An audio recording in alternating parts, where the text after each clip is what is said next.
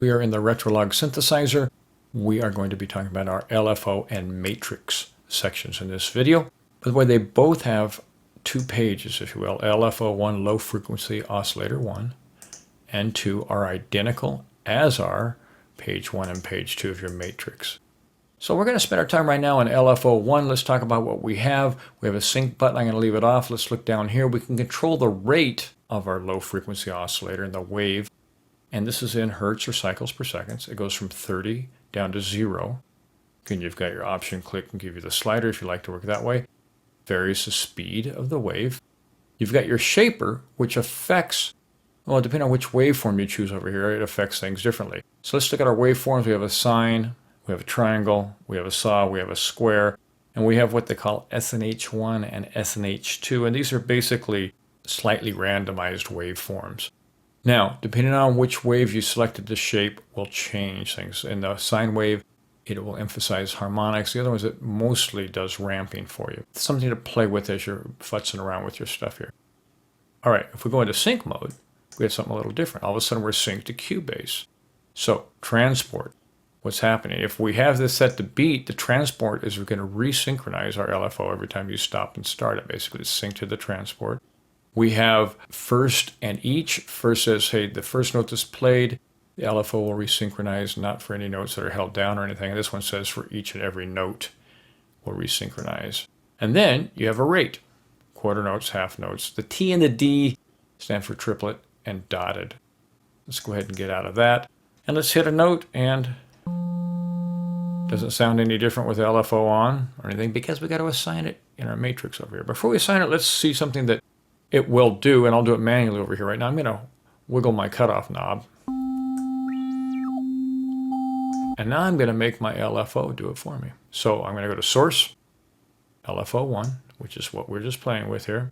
And I'm actually going to change this out of sync. I'm going to go back to here. And we're going to go into, by the way, this light basically flashes at the rate of your LFO frequency. We're going to go to Destination. And we would like this to be our cutoff. So we're going to select cutoff. Now I'm going to hit a note. And it's still not doing anything because I have to set my depth. So we can grab a number here. And if you're trying to do it subtly, you may find it very difficult. Shift key, hold down the shift key as a modifier. It lets you move in much smaller increments. So let's set something, oh, maybe about right there.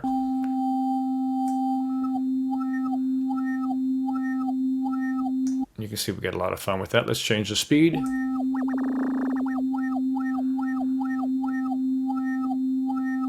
Now, let's say I don't want it on all the time. I want to be able to control it. Let's use a modifier. Common thing is to assign it to a mod wheel, your modulation wheel on your keyboard. So I've got it assigned, and now when I hit my note, nothing happens. I add the mod wheel. We've got that.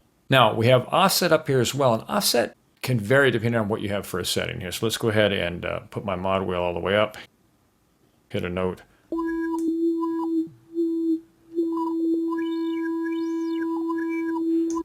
Control click on the PC, command click on the Mac gets us back to a 0 setting.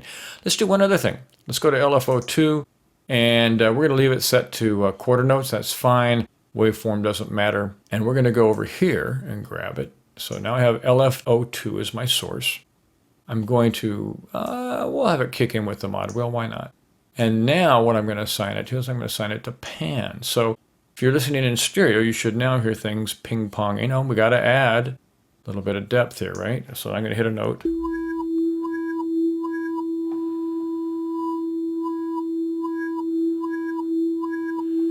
So you get the idea on how this modulation matrix works and how our LFOs can be very useful for us. As you see, we've got a large list of things we can use as a source, including buses. And you can assign things out to a bus as well. And this gets pretty sophisticated. You can actually do a couple of items here, assign it to a bus and assign your bus as a source. So you can stack modulation routing on top of modulation routing. Well, that's the basic drill without getting too deep into it on how to use your LFO and your modulation matrix. Hope you got a tip or two out of it. Thanks for watching. We'll catch you on the next one.